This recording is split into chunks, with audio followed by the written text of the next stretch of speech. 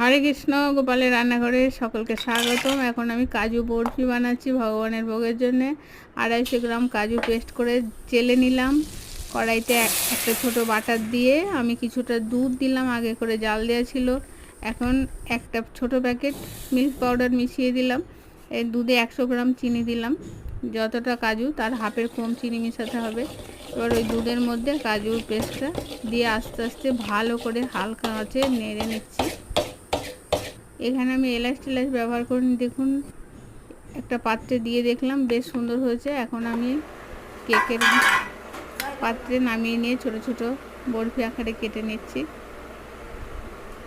একদম নতুনত্ব একটা রেসিপি, আপনারা অবশ্যই বাড়িতে বানাবেন। আমি নিজের মনে থেকে এই রেসিপিটা বানিয়েছি, খুব সুন্দর হয়েছে। খেতে যেমন সুস্বাদু, দেখতেও তেমন সুন্দর। হরি বল।